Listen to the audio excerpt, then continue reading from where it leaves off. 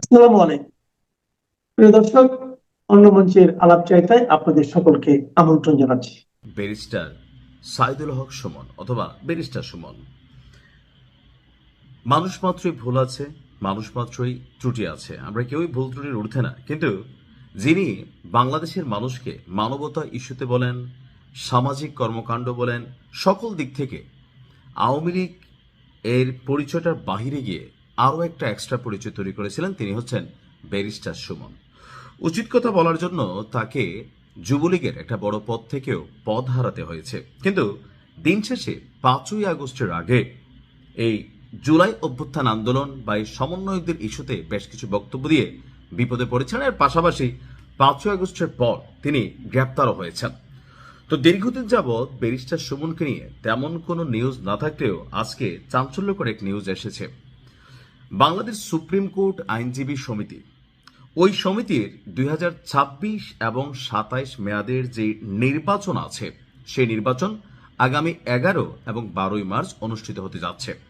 আর এবারের নির্বাচনে আওয়ামী লীগ সমর্থিত প্যানেল থেকে সম্পাদক পদে প্রার্থী হয়েছেন ব্যারিস্টার সুমন। কারাগারে বন্দী থাকলেও তিনি আপনার এই নির্বাচনে অংশগ্রহণের ইচ্ছা প্রকাশ করেছেন। আর তার যারা সমর্থক আছেন তারা তার পক্ষে প্রচারণা আপনার এই মুহূর্তে চালিয়ে যাচ্ছেন। ব্যারিস্টার সুমনের নির্বাচনী প্রচারণায় তাকে অকুতোভয় জননেতা হিসাবে উল্লেখ করা হচ্ছে। হত্যা, জেল, জুলুম, লুণ্ঠন এবং মব জাস্টিসের বিরুদ্ধে তিনি ছিলেন এক প্রতিবাদী কণ্ঠস্বর। তারা যা সাপোর্টার তারা তেমনটাই বলছেন। সমর্থকদের দাবি, সুশাসন প্রতিষ্ঠা এবং ন্যায় বিচার নিশ্চিতের লক্ষ্যে কারাগারের অন্ধকার প্রকোষ্ঠ থেকেই তিনি আইনি অঙ্গনের মর্যাদা রক্ষায় লড়াই চালিয়ে যাচ্ছেন। ব্যারিস্টার সুমনের বেশ কিছু ভিডিও ভাইরাল হয়েছিল। প্রত্যেকটা মানুষেরই একটা পলিটিক্যাল পয়েন্ট অফ ভিউ থাকে এবং পলিটিক্যাল অবস্থান থেকে। এদেশে শিশু যারা আজকের দিনে তাদেরও একটা রাজনৈতিক পছন্দ আছে। কেউ আওয়ামী লীগকে পছন্দ করে, কেউ বিএনপিকে পছন্দ করে, কেউ বা জামাতকে পছন্দ করে। আর আমরা যারা সুস্থ মানুষ আছি প্রত্যেকেই দল করি। তবে দলের অন্যায়ের বিরুদ্ধে খুব কম মানুষই কথা বলার সাহস পায়। আবার আপনি যদি কথা বলেন, যেমন ব্যারিস্টার সাইদুল হক সুমনের যুবলীগের যে পদটা হারিয়েছিল, আপনাদের কি খেয়াল আছে সেই ঘটনাটা কি? ঘটনাটা হচ্ছে সম্ভবত চুনারুঘাট থানায় তৎকালীন একজন ওসি সাহেব জয় বাংলায় স্লোগান দিয়ে তিনি একটা প্রচারণা চালাচ্ছিলেন। তো ব্যারিস্টার সুমন সেইটার প্রতিবাদ করেছিলেন। তিনি বলেছিলেন, আইনের মর্যাদায় যিনি থাকবেন, অর্থাৎ যিনি আইনের রক্ষক হবেন, তাকে দল মতের ঊর্ধ্বে থাকতে হবে। বাংলাদেশে কি জয় বাংলা বলা লোকের অভাব পড়েছে যে একজন থানার ওসি তিনি জয় বাংলা বলবেন? তো তিনি যখন জয় বাংলা বলেন, এটা একটা দলকে রিপ্রেজেন্ট করা হয়, তাহলে আইনের সুশাসন প্রতিষ্ঠা সেটা নষ্ট হয়। আর ব্যারিস্টার সুমন যখন এই বিষয়ে কথা বললেন, তখনই তাৎক্ষণিকভাবে আওয়ামী লীগ তাদের যে প্রতিহিংসা পরায়ণ চরিত্র, সেই চরিত্র থেকে ব্যারিস্টার সুমনকে যুবলীগের পদ থেকে অব্যাহতি দিয়ে দিল। তিনি সম্ভবত আইন বিষয়ক সম্পাদক অথবা ভালো কোনো একটা পদে ছিলেন। আর ব্যারিস্টার সুমন এই পদ থেকে সরার পরে তাকে বিভিন্ন পদ থেকে কিন্তু বহিষ্কার করা হয়েছে। আর অবশেষে যে নির্বাচন হয়েছে, আমি বিশ্বাস করি, আমার মতো নিশ্চয় অনেকেই বিশ্বাস করেন, যে এই মুহূর্তেও যদি ব্যারিস্টার সুমন তার নিজ নির্বাচনী এলাকা থেকে নির্বাচনে দাঁড়ায়, আর জনগণ যদি পলিটিক্যাল পয়েন্ট অফ ভিউর বাহিরে গিয়ে স্বতন্ত্র প্রার্থী হিসেবে কাউকে চিহ্নিত করে বা নির্বাচিত করে, ব্যারিস্টার সুমন তাদের একজন। হ্যাঁ, পলিটিক্যাল পয়েন্ট অফ ভিউতে তার দোষ ত্রুটি থাকতেই পারে, তবে ব্যারিস্টার সুমন আমার কাছে আওয়ামী লীগে থাকা যতগুলো মানুষ ছিল তাদের মধ্যে ভিন্ন একজন ক্যারেক্টার ছিল। তবে প্রত্যেকেরই একটা লিমিটেশন আছে। দেখা যাক ব্যারিস্টার সুমন এই মুহূর্তে কতটুকু সফল হন। এখন বর্তমান সরকারের যিনি পররাষ্ট্রমন্ত্রী খলিলুর রহমান, তিনি আমাদের বিদেশমন্ত্রী ডক্টর এস জয়শঙ্করকে ফোন করেছিলেন তার এই 27 তারিখ ভারতে আসার বিষয়ে। তা বিভিন্ন কথাবার্তার মধ্যে একটা কথা খুব একেবারে ডটেড লাইন বলে দেওয়া হয়েছে যে ভারতের সঙ্গে যে চুক্তিটা হয়েছিল, বিএনপির শীর্ষ নেতা তারেক রহমানের, সেখানে 10টি পয়েন্টের মধ্যে একটি পয়েন্ট এটা ছিল যে যত নিরপরাধ আওয়ামী লীগ কর্মী, নেতা, লেখক, শিল্পী, বুদ্ধিজীবী এবং সাধারণ সমর্থক যাদেরকে ফলস মামলা দিয়ে ঢুকিয়ে দেওয়া হয়েছিল তাদেরকে যথাশীঘ্র সম্ভব ছাড়তে হবে। এটা আমি আগের ভিডিওতে কিন্তু বলেছিলাম, আপনাদের স্মরণে আছে কিনা আমি জানি না। তো আর 12 তারিখে ইলেকশন হয়েছে, গতকালকে হচ্ছে 24 তারিখ। ডক্টর জয়শঙ্করের বক্তব্য হলো এই যে 12টা দিন কেটে গেল, এর মধ্যে আপনারা দু চারজন করে ছাড়ছেন, এ খবর আমরা পাচ্ছি, কিন্তু যে বাল্ক পরিমাণে আপনাদেরকে অবৈধভাবে যে গ্রেপ্তার করা হয়েছিল এবং জামিন পাওয়ার পর তাদেরকে ফের গ্রেপ্তার করে আবার নয়া মামলা দিয়ে তাদেরকে আবার ঢুকিয়ে দেওয়া হয়েছিল এবং তাদের যে অমানবিকভাবে রাখা হয়েছে, জেলের মধ্যে যেভাবে মৃত্যু হয়েছে, সেইগুলো সুষ্ঠু তদন্ত কি হচ্ছে না হচ্ছে, এবং এই সমস্ত নেতাকর্মীরা এবং লেখক, শিল্পী, বুদ্ধিজীবী যারা ওই সময়তে মুখ খুলেছেন, যাদেরকে আটক করা হয়েছিল এবং তাদেরকে বিভিন্ন মামলায় ঢুকিয়ে দেওয়া হয়েছিল, তাদেরকে কবে এবং কত দিনের মধ্যে তাদেরকে ছাড়া হবে এ ব্যাপারে সম্পূর্ণ একটা লিখিত রিপোর্ট ভারতবর্ষের কাছে নিয়ে আসবেন। একদম ইন ডটেড লাইন বলে দেওয়া হয়েছে। ফলে এই যে জয়শঙ্করজি ওনাকে বলে দিয়েছেন না, এইটা বলে দেওয়াটা হচ্ছে রেড সিগন্যাল, যে চুক্তি হয়েছিল সেই চুক্তি অনুযায়ী না চললে তাহলে কিন্তু ভারতবর্ষ শান্তিতে বসতে দেবে না। অনেকগুলো চুক্তি আছে, তার মধ্যে যেটা মেন চুক্তি, যেটা মানে একটা অংশ যেটা আছে 10টার মধ্যে একটা, সেটা হচ্ছে এইটা। এখন আওয়ামী লীগের দিকে দিকে আস্তে আস্তে ছাড়া পাচ্ছে, এটা ঘটনা, কিন্তু যেভাবে আর কি মানে তুলে নেওয়া হয়েছিল নানান মামলা দিয়ে, ঘরদোর পুড়িয়ে দেওয়া হয়েছিল, তাদের কোনো বিচার হয়নি। আজকে তো 12 দিন কেটে গেছে। সরকারে বসলে একটু সময় লাগে, এটা ঠিক ঠিক, এটা ঠিক, কিন্তু এই যে 12 দিন গেল, তার মধ্যে কি আইন বিভাগের যারা মন্ত্রিত্বের দায়িত্ব পেয়েছেন সেদিনই দায়িত্ব পেয়েছেন, তারপর দিন যদি যুদ্ধভিত্তিক পরিস্থিতিতে তারা যদি কাজে লাগতেন, কতগুলো মামলা দেওয়া হয়েছে, জামিনযোগ্য মামলা, জামিন অযোগ্য মামলা, দুটোকে আলাদা করতে কতক্ষণ সময় লাগে, কে ক্রিমিনাল কে ক্রিমিনাল নয়, কে কাকে নিরাপরাধ মানুষকে ডবল করে ঢুকিয়ে দেওয়া হয়েছে, কারা কারা মারা গিয়েছেন বিনা চিকিৎসায়, কাদের ওপরে অত্যাচার করা হচ্ছে, কাদের ভয় দেখিয়ে তাদেরকে মানে বাড়ি ঘর ছাড়া করে দেওয়া হয়েছে, এই সমস্তগুলো আপনার করতে কত সময় লাগতে পারে। অ্যাটলিস্ট আইনের ব্যাপার যেটা আছে সেটা তো খাতায় পত্রে লেখা আছে, যে খাতায় পত্রে যেটা লেখা আছে সেটা সমাধান করতে কত সময় লাগে। কালকে খলিলুর রহমান কিন্তু বেশ ঝাড় খেয়েছেন আমাদের জয়শঙ্করের কাছে। জয়শঙ্করজি কথা বলেন খুব আস্তে এবং মিষ্টি মিষ্টি করে বলেন, কিন্তু কাঁটার মতো বেঁধে সেগুলো। তো জয়শঙ্করজি যা বলেছেন, তারপরে খলিলুর রহমান কিন্তু একটু আমতা আমতা করেছেন এবং উনি বলে দিয়েছেন আপনি যখন 27 তারিখে আসবেন, এই পূর্ণ ডকুমেন্ট আপনাকে পুরো একেবারে রেডি করে নিয়ে আসতে হবে এবং আপনাকে লিখিতভাবে দিতে হবে যে কতদিনের মধ্যে এই সমস্ত আওয়ামী লীগ কর্মী, নেতা কর্মী যারা রয়েছে নিরাপরাধ, অপরাধীদের ব্যাপারে আমরা বলছি না, তারা আপনার বিচার করুন, সে ব্যাপার আলাদা, কিন্তু নিরাপরাধ কর্মী, নেতা, তারপরে লেখক, শিল্পী, বুদ্ধিজীবী, নাট্যকার যারা যারা আছে, সাধারণ মানুষ, এদেরকে আপনারা জোর করে জেলে এই ইউনূস সরকার ঢুকিয়েছিল। আপনারা বলেছিলেন এসে 7 দিনের মধ্যে আপনারা ব্যবস্থা করে নেবেন। আজকে 12 দিন হয়ে গেছে, 12 দিনের মধ্যে আপনারা এক চুল ব্যবস্থা করেনি। 2-10 জনকে ছাড়ছেন, এখানে 10 জন, ওখানে 20 জন, ধরেছেন তো 10,000-এর ওপরে, 10-15 হাজারের ওপরে। সেখানে যদি 10টাকে ছাড়েন তাহলে শতাংশ হিসেবে কোথায় আসে?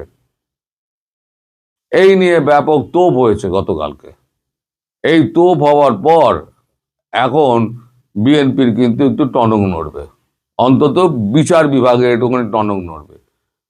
এবং যদি মানে মানে পরিকল্পনাটা কি, পরিকল্পনা তাদেরকে ছাড়া হবে না ছাড়া হবে, সেটা যদি লিখিত ফরম্যাটে সন্তোষজনক উত্তর হিসেবে ভারতের কাছে না পৌঁছায়, তাহলে কিন্তু এই সরকারের কপালে কিন্তু দুঃখ আছে। কারণ এটা শর্ত নাম্বার 2 ছিল। শর্ত নাম্বার 1 ছিল যে এই যে ট্রাইব্যুনালে শেখ হাসিনার যে সমস্ত বিচার কার্য হয়েছে, তাকে তার প্রতি যে আইনি ওই কি বলে বেআইনি আপনার ফাঁসির আদেশ হয়েছে, শাস্তির ব্যবস্থা হয়েছে, হ্যাঁ, সেই সমস্ত ওইটাকে আগে ব্যবস্থা করতে হবে, মামলাটা তুলতে হবে। 2 নম্বরে ছিল আওয়ামী লীগ কর্মীদের করে ছেড়ে দেওয়ার ব্যাপারটা। দুটোর কোনোটাই কিন্তু এখনো পর্যন্ত কাজ এগোয়নি। কি হয়েছে না, তাজুলকে শুধুমাত্র সরিয়ে দেওয়া হয়েছে, তাকে এখনো অ্যারেস্টও করা হয়নি। তার মানে ভারতের কাছে কি বার্তা যাচ্ছে, যে ভারতের মাথায় হাত বুলিয়ে কাজ সারা? ভারত কিন্তু সেই দেশ নয় যে ভারতকে মাথার উপরে হাত বুলিয়ে আমি কোনো রকমে সে কাজ সেরে দিলাম, সেরকম নয়। ইমিডিয়েটলি তাকে বাংলাদেশের সরকারকে লিখে দিতে হবে যে এত দিনের, সেটা 1 মাস হতে পারে, 2 মাস হতে পারে, এত দিনের মধ্যে সমস্ত অবৈধ যারা জেলে রয়েছে, আটকে রাখা হয়েছে এগুলো সরকারের আমলে, তাদের প্রত্যেককে জামিনে মুক্ত করতে হবে এবং তাদের দ্বিতীয়বার কোনো মামলায় অ্যারেস্ট করা যাবে না। যদি দোষ করে সেটা আলাদা কথা, কোথাও কোনো ক্রাইম করলো, তাদের ধরা পড়লো, সেটা আলাদা কথা, কিন্তু মিছিল করছে আপনারা ধরে নিয়ে পুড়ে দিলেন। 12 দিন সময় চলে গেল, তাও আপনারা এখনো কিছু করতে পারলেন না। যদি এইগুলো না হয় আর তাজুলের বিরুদ্ধে যদি ব্যবস্থা না নেওয়া হয়, আর শেখ হাসিনার বিরুদ্ধে যে করা মামলাগুলো সেইগুলো যদি তোলার ব্যবস্থা যদি না হয় এবং লিখিত ফরম্যাটে যদি না নিয়ে আসেন, তাহলে ভারতবর্ষ কিন্তু এটাকে খুব একটা ভালো চোখে দেখবে না। সেই বার্তা কিন্তু তার কাছে পৌঁছে দেওয়া হয়েছে। এইবার খলিলুর রহমানের কাছে হয়ে গেছে একটা বড় কাজ, যে আইন বিভাগের সঙ্গে বসে এখন সমস্ত মামলাপত্র ঘেটে যা আছে না আছে এনে একটা হিসেব করে ভারতবর্ষের কাছে দাখিল করা এবং টাইম ফ্রেম ঠিক করে দেওয়া যে এই সময়ের মধ্যে আমরা এই সমস্ত মামলা তুলে নিয়ে এদেরকে রিলিজ করে দেবো। যদি না হয় তাহলে পরে ভারতবর্ষ তার কাজ করবে। সুতরাং বুঝতেই পারছেন, আওয়ামী লীগ কর্মীদের নিয়ে ভারতবর্ষ যে ভাবছিল, এর মধ্যে হিন্দুরাও রয়েছে, নির্যাতিত হিন্দুরাও রয়েছে। তারা যারা মামলা করতে গেছিল, তাদের মামলা নেওয়া হয়নি। যারা নির্যাতনে যারা খুন হয়েছেন, যাদেরকে ফাঁসিতে লটকে দেওয়া হয়েছে, পুকুরে চুবিয়ে মারা হয়েছে, সে সমস্ত দোষীদেরও খুঁজে খুঁজে বার করতে হবে এবং সময় লাগুক, কিন্তু করতে হবে।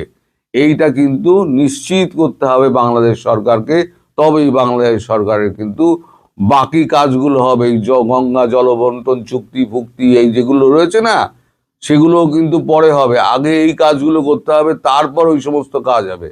এই খাদ্যপণ্য সরবরাহ স্বাভাবিক করা, কারেন্ট দেওয়া স্বাভাবিক করা, এই সমস্ত বললেই হবে না। আগে ভারতবর্ষে যে সমস্ত চুক্তি এগুলো ছিল, চুক্তি হয়েছিল ভারতবর্ষের সঙ্গে, সেই চুক্তিগুলো বাস্তবায়ন করতে হবে। আদারওয়াইজ কিচ্ছু হবে না। ডেডলাইন দিয়ে দেওয়া হবে যে এইটাই ডেডলাইনের মধ্যে আপনাকে করতে হবে। সুতরাং সবাই সুস্থ থাকুন। খলিলুর রহমানকে পররাষ্ট্রমন্ত্রী হিসেবে নিয়োগ দেওয়াটা একটা বড় কৌশলগত পদক্ষেপ হিসেবে দেখতেই হয়। তিনি ডক্টর ইউনূসের অন্তর্বর্তীকালীন সরকারের জাতীয় নিরাপত্তা উপদেষ্টা ছিলেন, রোহিঙ্গা বিষয়ে হাই রিপ্রেজেন্টেটিভ ছিলেন অন্তর্বর্তী সরকার প্রধানের। বিএনপি নেতৃত্বাধীন নতুন সরকারে সেই খলিলুর রহমানকে পররাষ্ট্রমন্ত্রী করায় এটি স্পষ্ট যে অন্তর্বর্তীকালীন সরকারের সময়ে আমেরিকার সাথে যে বৈদেশিক ও নিরাপত্তা বিষয়ক আলাপ আলোচনা শুরু হয়েছিল, তার একটা নিরবিচ্ছিন্ন ধারাবাহিকতা বজায় রাখতে চাইছে বা চাইতে বাধ্য হচ্ছে বর্তমান প্রশাসন বাংলাদেশের। বিষয়টা উড়িয়ে দেওয়ার নয়, প্রশ্ন যারা করছেন তাদের সেই প্রশ্নটা উড়িয়ে দেওয়ার নয়। আর এই ধারাবাহিকতার অগ্রগতি হিসেবেই পল কাপুরের বাংলাদেশ সফরে আসা।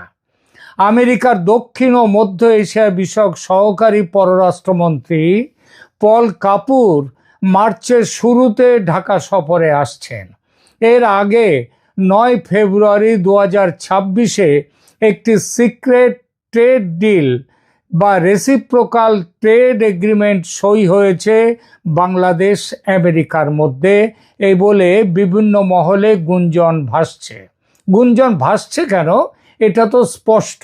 এই চুক্তিতে শুল্ক কমানোর পাশাপাশি আমেরিকার তুলো, বড় ধরনের প্রতিরক্ষা সরঞ্জাম, বোয়িং বিমান ক্রয়, অন্যান্য যন্ত্রাংশ আমদানির প্রতিশ্রুতি আছে বলে খবর পাওয়া যাচ্ছে একেবারে নিশ্চিত সূত্র থেকে।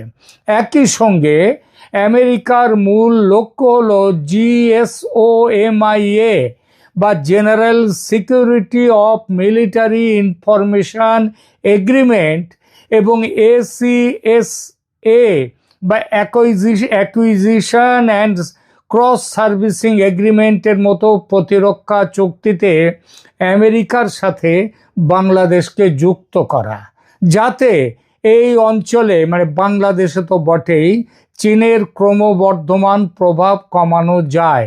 কারণ আপনারা জানেন যে BRI মানে বেল্ট অ্যান্ড চীনের যে বেল্ট অ্যান্ড রোড যে ইনিশিয়েটিভ, সেখানে বাংলাদেশের একটা বড় জায়গা আছে। পল কাপুরের ঢাকা সফরের পর দিল্লি যাওয়াটাও এই আঞ্চলিক ভারসাম্য রক্ষার একটি অংশ। আর এই ভারসাম্য রক্ষার সহায়ক হিসেবে, শক্তি হিসেবে ডক্টর ইউনূসকে রাষ্ট্রপতি করার মার্কিনী পরিকল্পনা চলছে। ইউনূসকে রাষ্ট্রপতি করার বিষয়টি এখন বাংলাদেশের রাজনীতির টক অফ দ্য টাউন। এসব টক বা কথাবার্তা যে অকারণে উঠছে, এগুলো যে কারোর উর্বর মস্তিষ্কের জল্পনা তা কিন্তু নয়। এর পেছনে কয়েকটা বড় কারণ, সেগুলো দেখা যাচ্ছে। কারণগুলো কি দেখুন। রয়টার্সের সঙ্গে এক সাক্ষাৎকারে বর্তমান রাষ্ট্রপতি মোহাম্মদ শাহাবুদ্দিন নির্বাচনের পর পদত্যাগের ইচ্ছা প্রকাশ করেছিলেন, যদিও তখন ইউনূসের জীবনকাঠি জামাত জোটের ক্ষমতায় ফিরে আসার সম্ভাবনা প্রবল ছিল। আর সেজন্যেই শাহাবুদ্দিন রাষ্ট্রপতি তিনি পদত্যাগের ইচ্ছা প্রকাশ করেছিলেন। আর আমেরিকাও চাইছিল বিএনপি নয়, জামাত ক্ষমতায় আসুক। নির্বাচনের ফলাফল যদিও বিএনপিকে প্রবলভাবে ক্ষমতায় বসিয়েছে, সৌজন্য ভারতের। আর 22 ফেব্রুয়ারি কালের কণ্ঠ পত্রিকায় দেয়া সাক্ষাৎকারে রাষ্ট্রপতি শাহাবুদ্দিন কিন্তু পদত্যাগের কথা, সেই ইচ্ছার কথা উচ্চারণই করেননি একবারের জন্য, বরং বিএনপি ও তারেক রহমানের প্রশংসায় পঞ্চমুখ। এটা বুঝতে অসুবিধে হওয়ার কথা নয় যে বিএনপির সুনজরে থাকার জন্যে রাষ্ট্রপতি পদে এই টার্মটা পুরো করা এবং যদি আগামী টার্মও পাওয়া যায় সেই চেষ্টা করছেন তিনি। তার জন্যেই বিএনপির কথা বারবার বিএনপির প্রশংসা করেছেন কালের কণ্ঠ পত্রিকার সাক্ষাৎকারে। ওদিকে ডক্টর ইউনূস প্রধান উপদেষ্টার পদ ছাড়ার পর দেশত্যাগ করেননি। তার দেশত্যাগ না করায় এই জল্পনা আরও প্রবল হয়েছে যে রাষ্ট্রপতি হওয়ার সম্ভাবনা, ইচ্ছা তার মাথায় আছে, সে সম্ভাবনাও আছে। নির্বাচনের আগে এই সম্ভাবনাটা প্রবল হয়েছিল যে ইউনূস রাষ্ট্রপতি হবেন, জামাত জিতলে তার রাষ্ট্রপতি পদ বাঁধা ছিল। বিএনপি জেতায় হিসেব পাল্টে গেছে, তবে আশা ছাড়েননি ইউনূস। তার বড় ভরসার জায়গাটা কোথায়? আমেরিকা এবং ডিপ স্টেট। আমেরিকার কাছে তিনি অত্যন্ত বিশ্বস্ত এবং ব্র্যান্ড বাংলাদেশের মুখ তিনি। আমেরিকা চাইবে একজন প্রভাবশালী ও পশ্চিমা ঘনিষ্ঠ ব্যক্তি রাষ্ট্রপতির আসন, যদিও সেটা আলংকারিক, তবু সেখানে থাকলেও যেন রাষ্ট্রের নীতি নির্ধারণের বিষয়ে তার একটা প্রভাব থাকে। বাংলাদেশের সঙ্গে আমেরিকার দীর্ঘমেয়াদী এবং বিতর্কিত চুক্তিগুলো বাস্তবায়নের জন্য একটা বিশ্বস্ত মুখ প্রয়োজন, যা ডক্টর ইউনূসের মাধ্যমে আমেরিকা নিশ্চিত করতে চায়। এই পরিস্থিতিতে চোখ ফেরাতে হয় ভারতের অবস্থানের দিকে। পল কাপুর ঢাকা থেকে দিল্লি যাবেন মূলত বাংলাদেশের এই নতুন সমীকরণ ভারতকে বুঝিয়ে বলতে, ভারতকে নিজেদের পক্ষে নিয়ে যেতে। ভারত বাংলাদেশে স্থিতিশীলতা চায়, কিন্তু ডক্টর ইউনূসের নেতৃত্বে আমেরিকার প্রভাব যদি অতিরিক্ত বৃদ্ধি পায়, তা দিল্লির জন্য অস্বস্তির কারণ হতে বাধ্য। ইউনূসের সঙ্গে ভারতের অভিজ্ঞতা খুব খারাপ, সুতরাং ইউনূস রাষ্ট্রপতি হলে ভারত সেটা ভালো মনে নেবে না, এটা নিশ্চিত। আবার এই একই কারণে আমেরিকা চায় আবার ইউনূসকে, যাতে ভারত বাংলাদেশ সম্পর্কের মধ্যে চেকস অ্যান্ড ব্যালেন্স রাখার একটা জায়গা থাকে। ভূ রাজনৈতিক বাস্তবতার একটা অত্যন্ত তীক্ষ্ণ দিক কিন্তু উন্মোচন করছে এই সম্ভাবনাটা। ভূ রাজনৈতিক বাস্তবতা দেখুন, আন্তর্জাতিক কূটনীতিতে শত্রু আমার বন্ধু বা আমার বন্ধু যেন অতিবার না বাড়ে, এটাও হচ্ছে এই নীতিগুলো প্রায়ই কাজ করে। ডক্টর ইউনূসকে কেন্দ্র করে ভারত আমেরিকার এই যে বিপরীতমুখী অবস্থান, এটা একটা কূটনৈতিক দড়ি টানাটানি হিসেবে দেখতেই হবে। ভারতের নীতি নির্ধারকদের কাছে ডক্টর ইউনূস দীর্ঘকাল ধরেই একজন অস্বস্তিকর ব্যক্তিত্ব। এই অস্বস্তিকর হওয়ার কারণগুলো তার গত 18 মাসের শাসন নয়, তার আগেও আছে। হাসিনা ফ্যাক্টর। গত 15 বছর ভারত শেখ হাসিনার সরকারের ওপর যে পরিমাণ রাজনৈতিক ও কৌশলগত বিনিয়োগ করেছে, অর্থনৈতিকও বটে, তাতে হাসিনা বিরোধী বা হাসিনার সমালোচক যে কাউকেই ভারত সন্দেহের চোখে দেখে এবং দেখবে। ডক্টর ইউনূস শুরু থেকে হাসিনার কড়া সমালোচক ছিলেন এবং ভারতের সঙ্গে সম্পর্ক ইতিহাসের নিম্নতম তলানিতে এনেছেন এই ডক্টর ইউনূস। এর সঙ্গে আছে ইউনূসের সাথে তীব্র আদর্শিক দ্বন্দ্ব। ভারতের বর্তমান সরকার মূলত জাতীয়তাবাদী এবং বাস্তবমুখী রাজনীতিতে বিশ্বাসী। অন্যদিকে ডক্টর ইউনূস পশ্চিমা ঘনিষ্ঠ পরিচয়টাকে ক্ষমতায় থাকার জন্য ভুলে গিয়েছিলেন এবং তিনি পরিবর্তিত হয়েছিলেন ইসলামী মৌলবাদী রাজনীতির ঘনিষ্ঠ হিসাবে। ভারতের ভয় ডক্টর ইউনূস ক্ষমতায় থাকলে, সে প্রেসিডেন্ট হলেও, বাংলাদেশে মৌলবাদী সন্ত্রাসী শক্তির উত্থান হতে পারে, যা ভারতের নিরাপত্তা বিঘ্নিত করবে। এর সঙ্গে যোগ করুন আমেরিকার চেক অ্যান্ড ব্যালেন্স নীতি, যেটা একটু আগে বললাম। আমেরিকা ডক্টর ইউনূসকে তাদের দাবার গুটি হিসেবে ব্যবহার করতে চায়। আমেরিকার লক্ষ্য হলো গত 1 দশকে দক্ষিণ এশিয়ায় ভারতের প্রভাব এতটাই বেড়েছে যে অনেক ক্ষেত্রে আমেরিকার স্বার্থ বিঘ্নিত হতে শুরু করেছে। ডক্টর ইউনূসকে রাষ্ট্রপতি বা রাষ্ট্রপ্রধানের আসনে বসিয়ে আমেরিকা নিশ্চিত করতে চায় যে ঢাকা যেন ওয়াশিংটনের অ্যাপ্রুভাল ছাড়া কোনো বড় সিদ্ধান্ত না নেয়। দ্বিতীয়ত, ভারতকে চাপে রাখা। আমেরিকা চায় ভারত যেন রাশিয়ার সাথে সম্পর্ক বা ব্রিক্সের মতো জোটে খুব বেশি ঝুঁকে না পড়ে।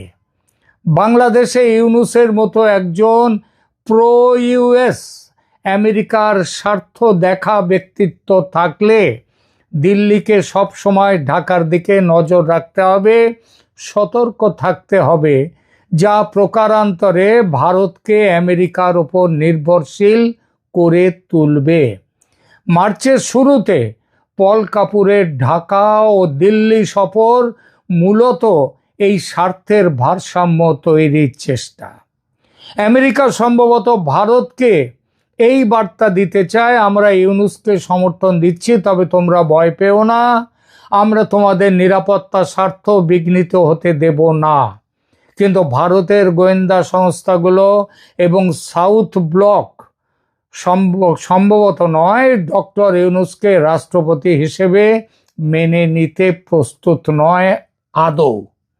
সার কথা তাহলে কিসে এলাম, কোন জায়গাতে? ডক্টর ইউনূস যদি রাষ্ট্রপতি হন তবে তিনি হবেন বাংলাদেশের ইতিহাসে সবচেয়ে শক্তিশালী রাষ্ট্রপতিদের একজন। যদিও পদটি আলংকারিক, তবুও, কারণ তিনি আমেরিকার স্বার্থ নিয়ে আসছেন, আমেরিকার আঞ্চলিক ওয়াচডগ হিসেবে কাজ করবেন, আর সেখানেই ভারতের প্রধান দুশ্চিন্তা। অতএব যারা ভাবছেন বিএনপি সরকার রাষ্ট্রদ্রোহের অভিযোগে ইউনূসকে জেলে ভরে দেবেন, তার বিরুদ্ধে মামলা করবেন, তাদের আশা পূরণের সম্ভাবনা নেই বললেই হয়। সেরকম সম্ভাবনা থাকলে ইউনূস ওই গদি চলে যাওয়ার পর, নির্বাচনের ফল ঘোষণার পর বাংলাদেশে বসে থাকতেন না, পৃথিবীর অন্য কোনো দেশে ভাষণ দেওয়ার কাজ নিয়ে তিনি বেরিয়ে পড়তেন বাংলাদেশ ছেড়ে। সুতরাং তিনি তা করেননি, তিনি বসে আছেন, এবং তিনি যে খুব শিগগির চলে যাবেন বাংলাদেশ ছেড়ে এমন কোনো কথাও কিন্তু শোনা যাচ্ছে না। শোনা যাচ্ছে যে কথাটা, সেটা হলো তিনি হয়তো 28 তারিখের মধ্যে তিনি তার যমুনার বাসা ছেড়ে দেবেন, ছেড়ে দিয়ে গুলশানে তার নিজের যে বাড়ি সেখানে গিয়ে পৌঁছবেন, সেখানে গিয়ে থাকবেন। অর্থাৎ বাংলাদেশ ছেড়ে চলে যাওয়ার কোনো প্ল্যান এই মুহূর্তে ইউনূস সাহেবের মাথায় নেই। আর এতেই প্রমাণ হয় যে জেলে যাওয়ার কোনো সম্ভাবনা তিনি দেখতে পাচ্ছেন না। কিন্তু একজন প্রেসিডেন্টকে গৃহবন্দী করার দায়ে এদের একেবারে ওই যে যারা ইসলামের পরিভাষায় যারা মুসলমান কাফের, তারা বিনা হিসেবে জাহান্নামে যাবে, যত ভালো কাজ করুক আর মন্দ কাজ করুক। তো এগুলো বিনা হিসেবে প্রেসিডেন্টকে বন্দী করার দায়ে বিনা হিসেবে এদের প্রত্যেকের জেল হবে, না হয় ফাঁসি হবে। সর্বনিম্ন জেল হওয়ার সুযোগ নাই। যেটা বললেন যে তাদের 1000 বছর জেল হবে, কিন্তু রাষ্ট্রদ্রোহিতার মামলা, তাও আবার দেশের সর্বোচ্চ ব্যক্তি। একজন প্রেসিডেন্ট হচ্ছেন, উনি হচ্ছেন হেড অফ দ্য স্টেট, তিনি হচ্ছেন নাগরিকের উপর নাগরিক, তিনি হচ্ছেন নাগরিকের অভিভাবক, রাষ্ট্রের অভিভাবক। তাকে আপনি বন্দী করেছেন। সাক্ষীকে? সাক্ষী জিয়া করিম ভাই না, সাক্ষী আওয়ামী লীগের কেউ না, সাক্ষী ওই জাতীয় পার্টি না, সাক্ষী সামাদ ভাই না, আপনিও না, আমিও না। সাক্ষীকে? এই দেশের জনগণ। সাক্ষী স্বয়ং প্রেসিডেন্ট।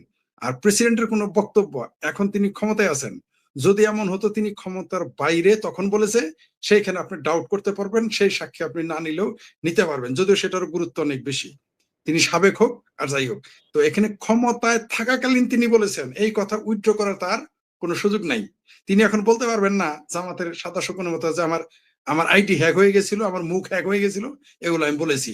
যে কালের কণ্ঠের সাংবাদিক আমার আইডি হ্যাক করে ফেলছিল, বা আমার ঠোঁটটা হ্যাক করে ফেলছিল, বা আমার গলাটা হ্যাক করে ফেলছিল, বা আমার গিলো হ্যাক করছিল, এই কথা বলার তার সুযোগ নাই। কারণ তিনি এখনো, তাকে পাগল ঘোষণা করা হয় নাই, তাকে জেলেও পাঠানো হয় নাই, বা পাগলাগারদে পাঠানো নাই, বা তার পদত্যাগ করানো হয়নি। সুতরাং তার বক্তব্য সঠিক।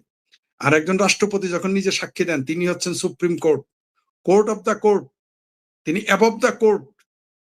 বাংলাদেশ না, সারা পৃথিবীতেই প্রেসিডেন্ট, প্রধানমন্ত্রীকে আপনি ফাঁসি দিতে পারবেন, প্রধানমন্ত্রীর বিরুদ্ধে মামলা করতে পারবেন, সমালোচনা করতে পারবেন 100 বার, কিন্তু প্রেসিডেন্টের বিরুদ্ধে আপনি কোনো সমালোচনা করতে পারবেন না, মামলাও করতে পারবেন না।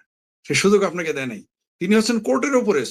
কোর্ট যদি রায় দেয় যে জিয়া করিম ভাইয়ের ফাঁসি হয়েছে আওয়ামী লীগ শেখ হাসিনার ছবি রাখার জন্য, শেখ ফরিদের ফাঁসি হইলো টকশোতে আসার জন্য প্রবাস দর্পণে, সামাদ ভাইয়েরও অর্ধেক ফাঁসি দিয়ে দিল যে জুলাই সন্ত্রাসীদের সাথে একটু কথা বলে পরে পল্টি নিচে, এরও ফাঁসি দাও।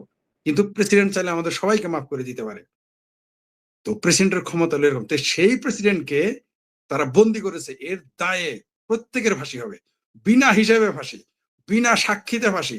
একেবারে আমার ক্ষুদ্র জ্ঞানে এটা আমার বলে। আর জনতার আদালত বলবেন সেখানে ফাঁসির দড়ি নষ্ট করার ফাঁসির দড়ি নষ্ট করার সময় জনগণের হাতে নেই, আদালতের টাইম নষ্ট করার সময় জনগণের হাতে নেই, পেটে পাড়া দিয়ে একটা নারী ভুরি সব গুবের করে ফেলবে এই বাংলার জনতা এদের যখন পাবে।